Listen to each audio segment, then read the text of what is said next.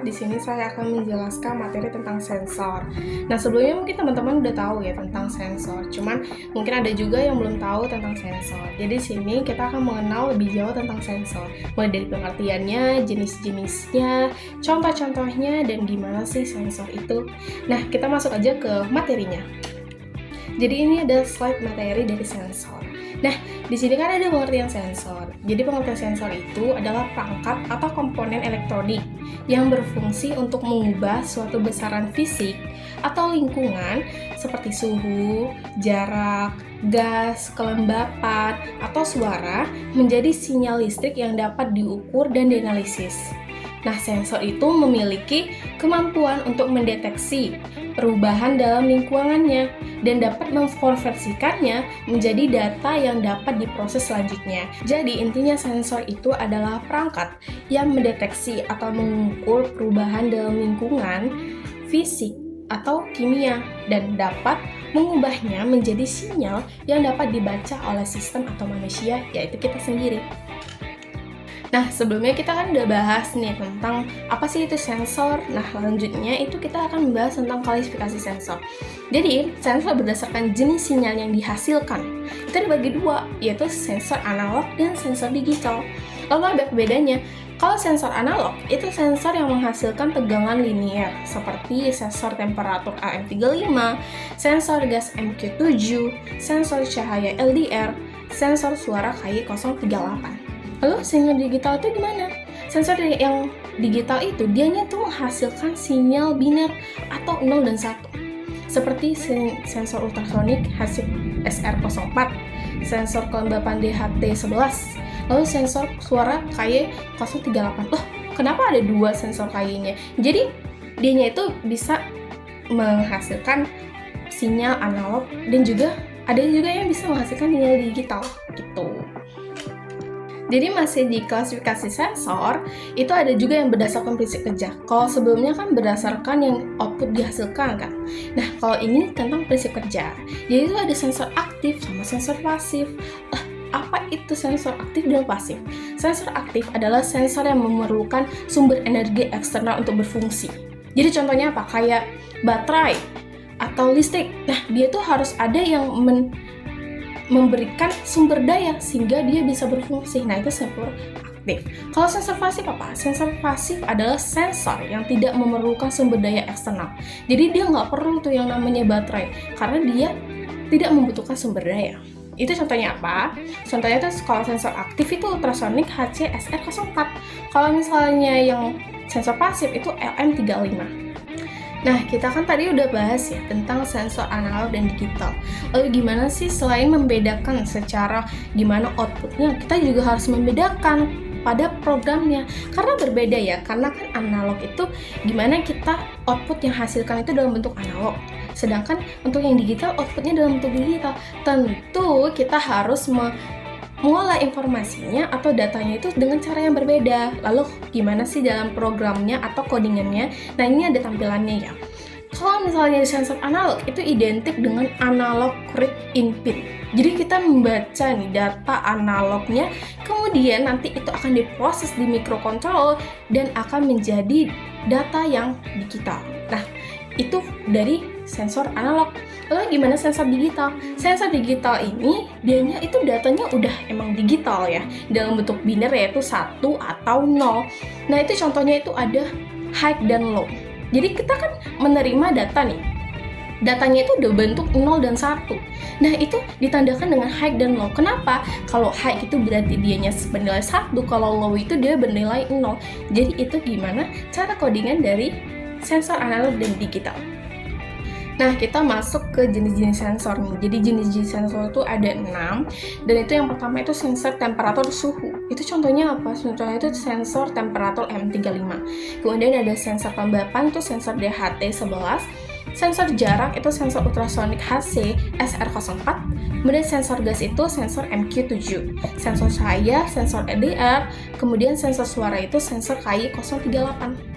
Nah, sebelumnya kita kan udah bahas nih tentang sensor, jenis-jenisnya, klasifikasinya, bahkan perbedaannya. Serta contohnya sudah saya sebutkan di sebelumnya.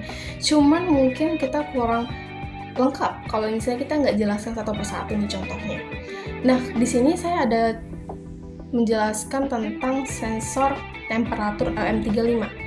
Nah, apa sih sensor suhu LM35 itu?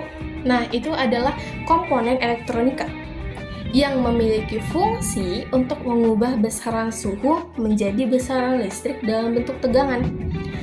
Nah, dari IC LM35 ini sebagai sensor suhu yang teliti dan terkemas dalam integrated circuit, di mana output tegangannya, keluarannya itu sangat linear terhadap perubahan suhu.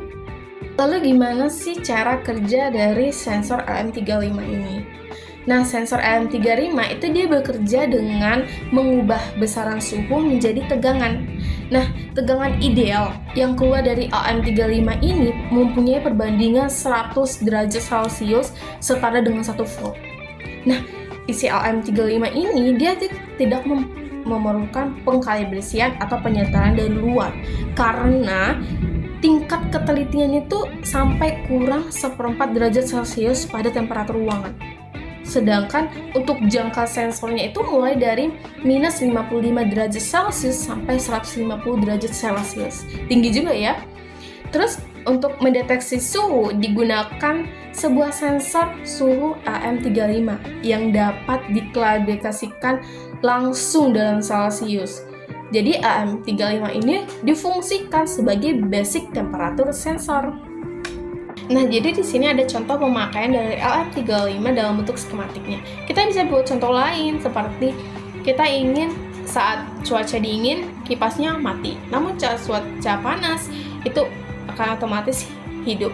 Nah, gimana? Itu kita bisa memanfaatkan dari sensor LM35 ini. Kita atur saja misalnya saat suhu 25 derajat itu akan otomatis menghidupkan kipas. Nah, misalnya saat suhunya di bawah dari 20 itu akan otomatis mematikan kipas. Jadi kita bisa memanfaatkan hal yang menjadi otomatis berdasarkan dengan suhunya. Nah, lanjut nih ke contoh berikutnya, yaitu sensor cahaya LDR atau Light Dependent Resistor. Jadi Light Dependent Resistor itu atau singkatannya LDR, ini adalah jenis resistor yang nilai hambatannya atau nilai resistansinya itu tergantung pada intensitas cahaya yang terimanya. Tentu dong, karena dia kan sensor cahaya. Kemudian nilai hambatan dari LDR itu akan menurun nih pada saat cahaya terang, tapi nilai hambatan itu akan menjadi tinggi jika kondisinya dalam gelap. Nah, itu kalau misalnya nilai hambatan LDR itu akan mencapai 200 kilo ohm pada saat kondisi gelap. Nah, kalau misalnya dalam kondisi terang atau cahaya terang itu akan menurun menjadi 500 ohm saja. Jadi itu yang jaraknya jauh ya. Nah, itulah karena kenapa sensor ini sangat dipengaruhi oleh cahaya. Nah, jadi gimana sih prinsip kerja dari sensor LDR-nya? LDR kan terbuat dari cakram semikonduktor yang punya 2 buah elektroda pada permukaannya. Jadi kalau misalnya saat gelap atau intensitas cahayanya rendah, itu bahan tersebut akan menghasilkan elektron bebas dengan jumlah yang relatif kecil.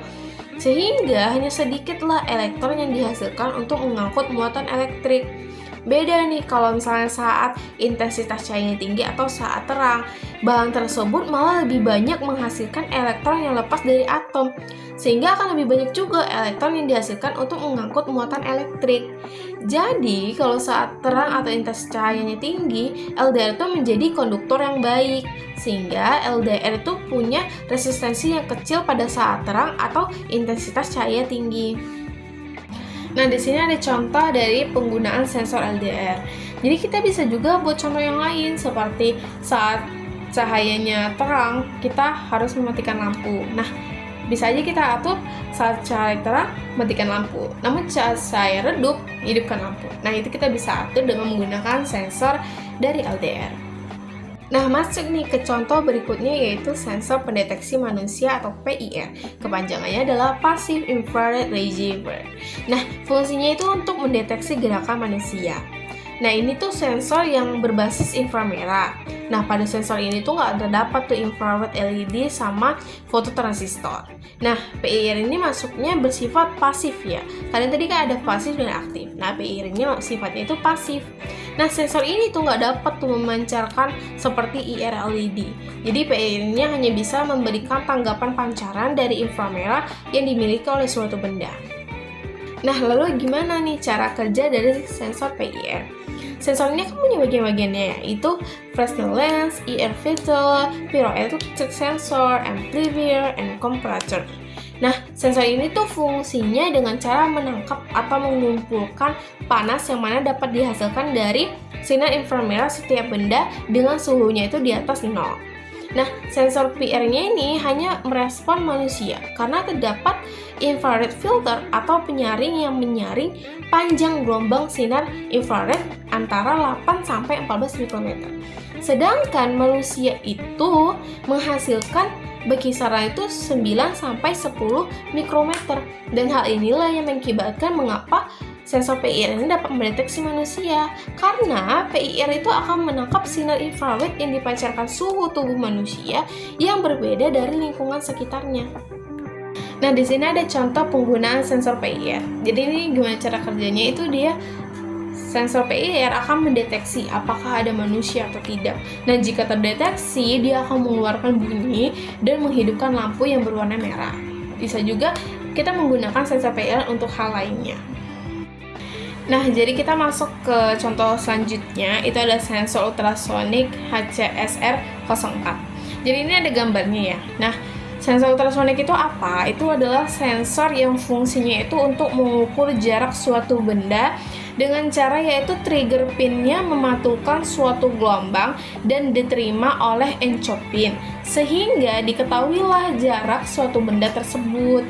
Nah, gelombang ultrasonik ini itu ada menggunakan frekuensi yaitu 20.000 Hz ya. Nah, lalu gimana sih cara kerja dari sensor ultrasonik itu sendiri? Yang pertama itu sinyal gelombangnya itu akan dipantulkan oleh trigger pin dalam rentang waktu frekuensi yang digunakan untuk memantulkan suatu gelombangnya itu 40 kHz. Nah, terus gelombang yang dipantulkan akan merambat menjadi gelombang bunyi dengan kecepatan 340 meter per second. Nah, ketika menyentuh suatu benda, maka gelombangnya itu akan dipantulkan kembali oleh benda tersebut. Nah, kemudian gelombang dari hasil pantulannya akan diterimalah oleh encopin, sehingga akan diketahui waktu tempuh yang dibutuhkan untuk memantulkan suatu gelombang. Nah, dari waktu pantul gelombang tersebut akan dikonversi oleh program di Arduino nanti dan menjadi satuan sentimeter dengan rumusnya sama dengan durasi dibagi 2 dikali 0,03483. Jadi nanti ada rumusnya ya. Jadi tergantung di mana gelombangnya, panjangnya, durasinya juga. Nanti barulah kita dapat, oh ternyata jaraknya adalah sekian dengan sentimeter. Nah, untuk paham lebih lanjut tentang sensor ultrasonik, kita pahami dulu ya bagian-bagiannya. Ini bisa lihat di gambar sensor ultrasoniknya itu ada 4 pin. Nah, itu yang pertama ada FCC pin. Nah, itu untuk apa? Itu fungsinya untuk tegangan positif dengan 5 volt. Kemudian ada ground juga, itu sebagai tegangan negatif untuk satu daya listrik. Kemudian ada trigger pin, itu fungsinya untuk memantulkan suatu gelombang dengan rentang waktu dan frekuensi tertentu. Kemudian yang terakhir itu ada encopin, itu fungsinya untuk menerima pancaran gelombang yang dipantulkan oleh trigger pin, sehingga akan diketahui jarak dari suatu benda. Nah, ada juga ini contoh dari penggunaan HCSR04. Jadi di sini bisa kita kan mendeteksi jarak. Misalnya deteksi jaraknya itu jika semakin mendekat maka alarm akan bunyi. Nah, itu bisa kita gunakan misalnya untuk parkir atau untuk hal lainnya. Nah, masuk nih ke contoh selanjutnya, itu ada sensor pengukur kelembapan tanah atau soil measure. Nah, sensor kelembapan tanah ini mengukur volumetrik kadar air di tanah.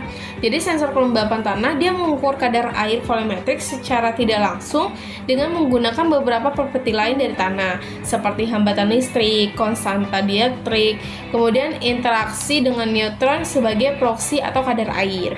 Jadi hubungan antara diukur properti dan tanah air itu harus dikalibrasi dan dapat bervariasi tergantung faktor lingkungan seperti jenis tanahnya, suhu, atau konduktivitas listrik.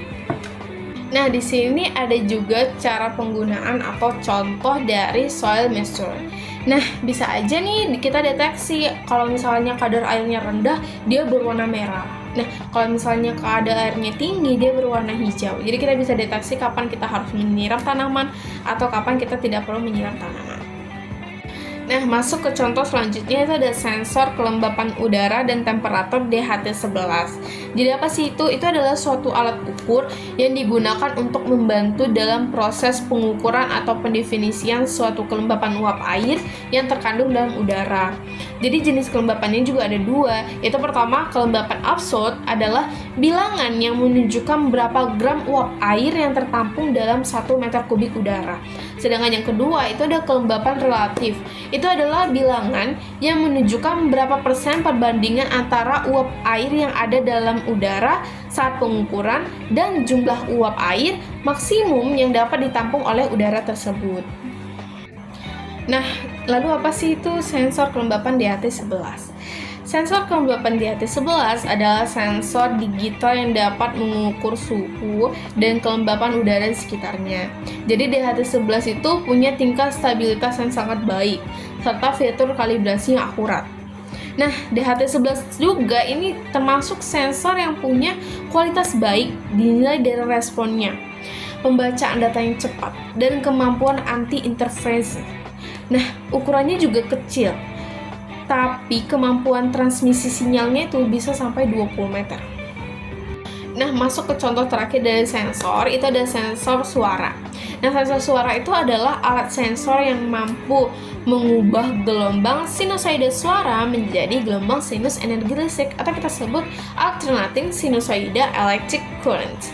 Nah, sensor suara itu bekerja berdasarkan besar kecilnya kekuatan gelombang suara yang diterima membran sensor dan menyebabkan bergeraknya lah membran sensor, di mana juga terdapat nih sebuah kumparan di balik membran tadi yang naik turun mengikuti besar kecilnya penerimaan gelombang suara. Nah, lalu gimana sih prinsip kerja dari sensor suara? Nah, sensor suara itu kan merubah besaran suara menjadi besaran listrik. Nah, sinyal suara yang masuk itu akan menghasilkan suatu kondisi boolean, yang mana kondisi 1 kalau misalnya dia aktif dan kondisi 0 kalau misalnya dia mati. Nah, yang mana nih sinyal kondisi tersebut itu akan dibaca nanti oleh microcontroller.